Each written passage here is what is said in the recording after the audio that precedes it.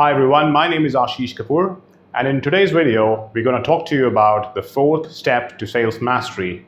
In this video, we're going to talk to you about how do we connect to your prospects.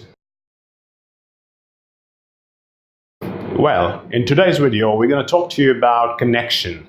Now, in sales, you meet sometimes a total stranger, some people who have come to you through your marketing, and some people out of sometimes nowhere.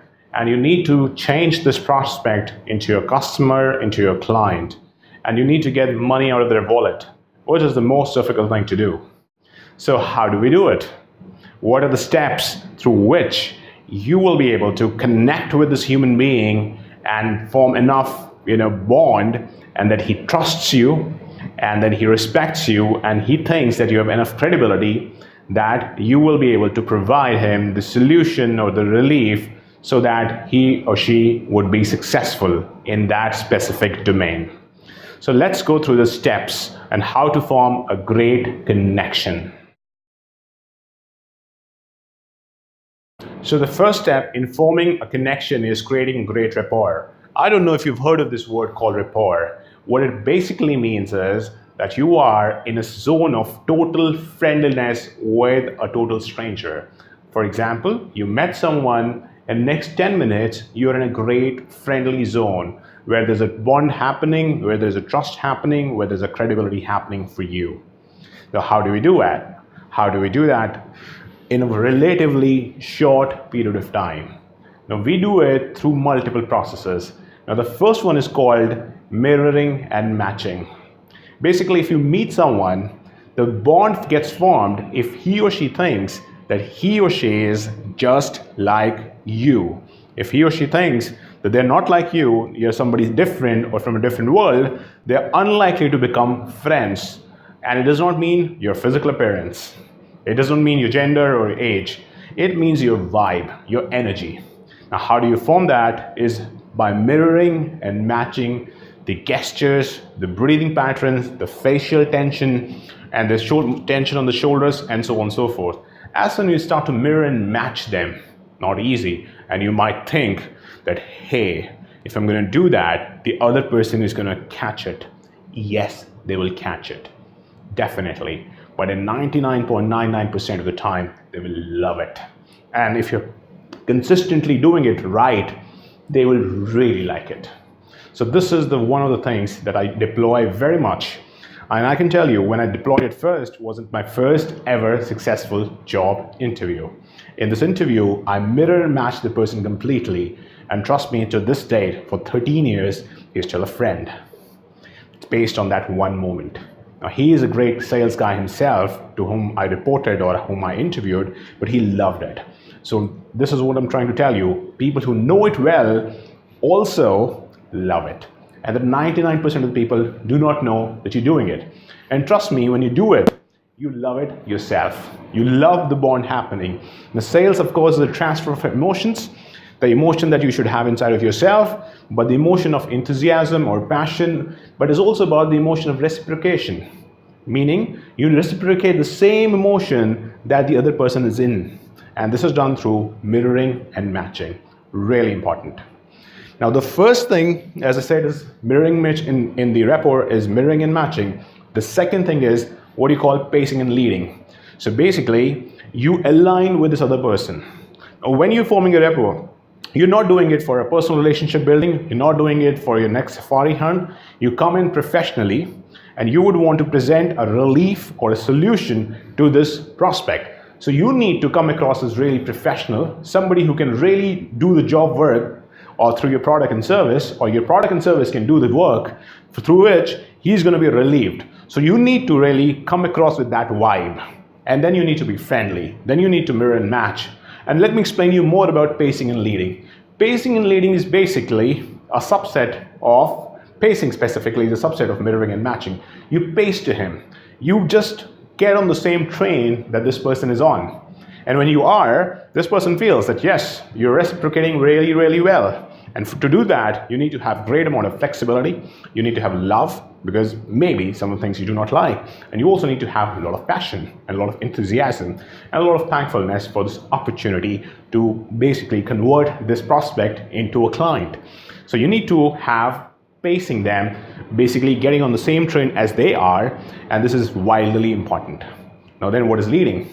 So once you're on the train with them, doing what they want to do, aligning with them, they feel to relax, or they tend to relax. And you can notice that moment. And since you're an expert, since you're somebody who can actually bring them the solution, now you can lead them, right? So that's pacing and leading. Now to do this good mirroring and matching and pacing and leading, you need to do something else as well in the moment. And that's called calibration and responsiveness. You basically need to open up and get outside of your head and be in the moment, be it in the world, and basically want to calibrate to this next human being. Very critical. Basically what I'm trying to tell you here is, whenever you have somebody who's a total stranger, who is not your type, you need to become their type first. And how do you do it? By calibration and responsiveness. You become this person. And when you're able to sell them, great things happen. And you are able to throw that great vibe at them. And then you can lead them because you got the solution that they're looking at. So this is the third step into rapport building. The fourth thing is, at the same time, you need to come across as somebody whom they can trust. Somebody who has great credibility and somebody who cares about them. So you need to come across as some person who is credible, respectful, and trustworthy, and who cares. And how do you do that? You achieve this by thinking and acting like this, that you really care, you're really somebody who's trustworthy, and you're somebody whom they can trust, respect, and and you actually have great credibility. I'm having a lot of fun recording this. Reason is because it puts me to the state, right? And you need to practice this over and over again, right? So you need to have the state where these people respect you. Now this is very important. Like in the fourth step, mirroring and matching, pacing and leading, calibrating with them, being responsive to their needs, and coming across as someone who cares about them, who they can trust and respect. Once you have achieved this, you are, believe it or not, in good rapport with them. So this is the first step of connection.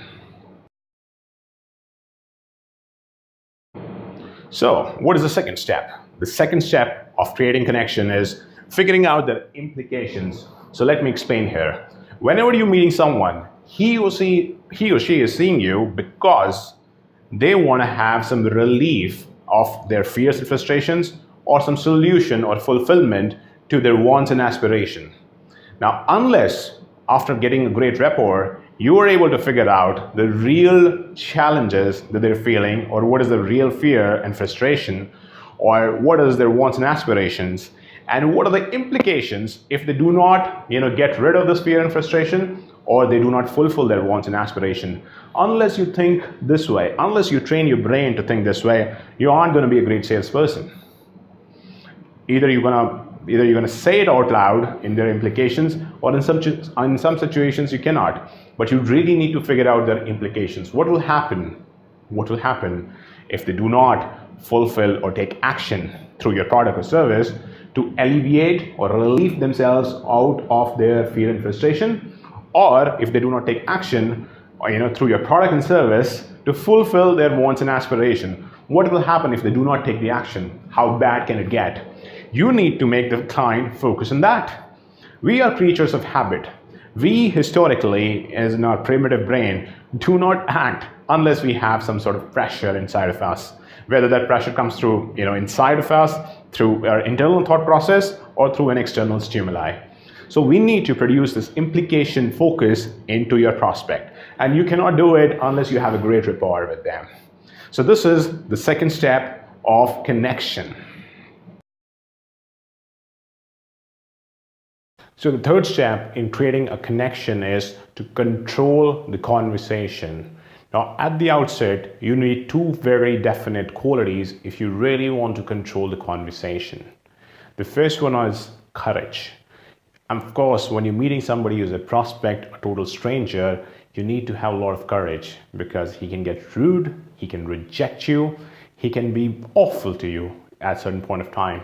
So you need to be making sure that you have enough courage, that you take action, you deploy whatever we're learning here, regardless of the outcome.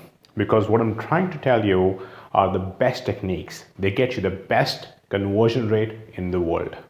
Hence, also, you need to have a great personality. And if you really want to have somebody who's got great charisma and has got great charm, you need to be courageous.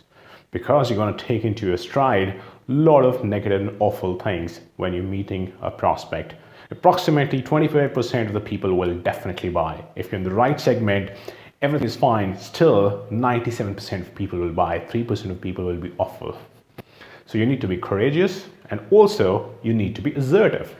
If somebody is rude to you, and if you can't have a nice, composed comeback, which is assertive and charming at the same time, you aren't going to make great sales. You can, but then you would not have the initiative.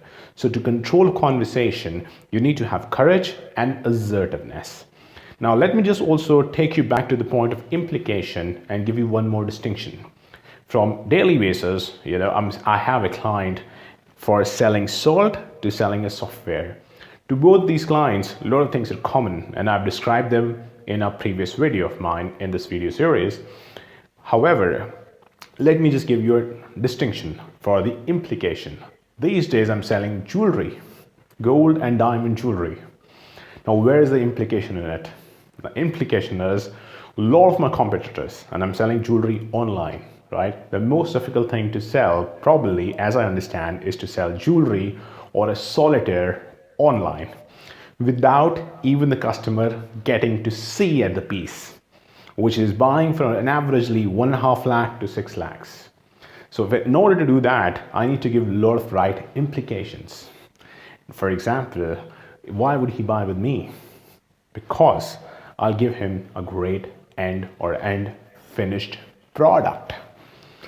My competition can be great at technology, can have amazing stores, but what a customer is really looking at is a great end product, and I commit him that. Now the implication is, if he doesn't buy with me, nobody else is even talking in his advertisement that they have a great end product. So this is where you can introduce implication into selling jewelry, to selling salt, to selling software as a service. Previously, my competition was Amazon Web Services, and we were able to beat them in selling emails because we could give them the right implications. We could promise a great personal touch, whereas the competition could not. So there's always a smoking gun, there's always an implication over which you will win. Now put the conversation into context or into control, as you need to come across as somebody who is sharp, who is enthusiastic, and somebody who can get the end results for the customers. So if you are that person, people know that you mean business. And once you mean business, they seldom try and befool you. They know that you value your time, you value your energy. If you really value it. So to be a great, successful salesperson, you need to control the conversation from start to the end and really be somebody in great inner energy, like I told you in the previous versions, having great self-image. And I'll give you one more distinction as a bonus of watching this video. You must have great self-image in 2+1 areas. One is you're going to achieve your financial or your personal or your relationship goals. Second thing, you're going to become the top person in your game. The third thing is, third self-image is, you must see yourself working tirelessly, consistently, persistently, with an obsession to win. So this is how you will make yourself the great salesperson. So this was the third point in creating a great connection. Control the conversation. So thank you so much for watching the fourth video in the series of 5 steps to sales mastery. I hope you're finding great value in these videos. In coming days, I intend to shoot a comprehensive program on communication and influence to the Indian customers. Now, India is the biggest market that you would see in coming next 10 years. It has the biggest amount of middle class. All American companies, even some of European companies, are dying to get here. And you need to, if you want to be successful here, you need to know how to convince specifically people who live in India, doing business in India. And it's not hugely different. It's really, really different on how you convince a European or an Australian or an American or even somebody from Africa. India is a different game, such as China is a different game. So in the whole comprehensive program, I like to bring to you the strategies that I've used for the last 20 years in convincing people on daily basis. How in all the interactions, all the businesses that I do, I charge a good premium upfront and people pay it. I've had clients which is a year-long relationships, year-and-a-half-long relationships. In some relationships, the value is so great that I get paid on a monthly basis, on a subscription basis. So I'll bring you all of these technologies, including the fine art of even selling solitaires online, which is, I believe, is one of the most difficult things to sell online. So thank you so much for watching. Have a great time and see you soon.